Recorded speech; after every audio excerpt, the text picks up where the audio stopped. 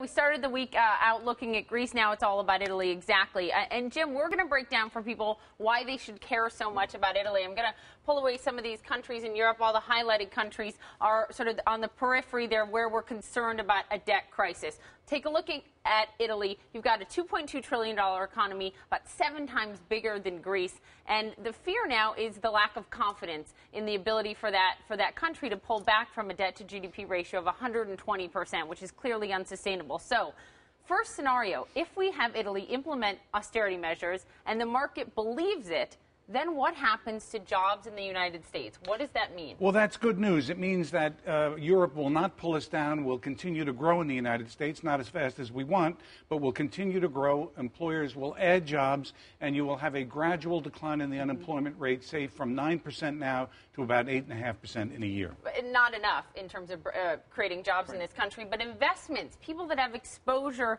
through their 401k, et cetera, to Europe. What should they be doing in terms of the equity market right now, in terms of their bonds? What should they be doing to protect themselves? Well, Europe is going to have a recession one way or the other. Many would say they're in it now. So you want to invest where the growth is. The growth is in the United States and select emerging markets, India, China, Asia. So you want to own the biggest, most conservative U.S. corporations with a global footprint, levered to the emerging markets, levered to the United States with dividends. And then you want to own select high-quality companies in the emerging markets. Be very conservative.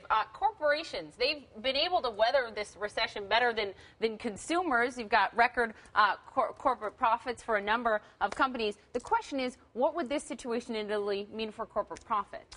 Corporate profits would grow next year. The decline in Europe would be offset by the growth in the emerging markets in the United States, and you'd probably see corporate profits grow 5, maybe even 10% next year. So when we look at this scenario right now, you think this is more likely than the other scenario I'm going to give you, and that is that Italy either does not implement the necessary austerity measures, or they do, but the market doesn't believe that. In that case, what does it mean for jobs in this country? Obviously a worse situation. Yeah, it'll be a problem, because what would happen is the financial markets and the economy in Europe would freeze up.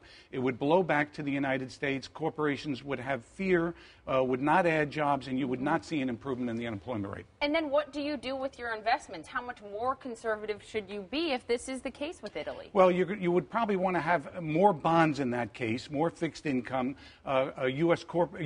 government debt, corporate debt in the United States. And to the extent that you had equities, you'd want to lever to the growth where the growth is, which are the emerging markets. And to the extent there is growth, the United States would participate. So again, you'd want to own big conservative stocks. For corporations, obviously the situation then gets a bit more perilous for corporations. What do we have? Flat earnings then for corporations, or we see a decline? You could actually have a decline in corporate profits under that scenario. Europe could pull the whole world down, and you could have a 4 or 5% decline in corporate profits. And the reason why we care about corporations, obviously, Ali, is because we're so exposed to them in terms of our long-term investments. Sure, they are in our 401ks, they are our employers. Jim, great description of the various scenarios. I want to take your temperature on this. You keep your eye on this very closely. What's the scenario you think is most likely? Does it get worse in Europe, or does it level out, or does it start to get better?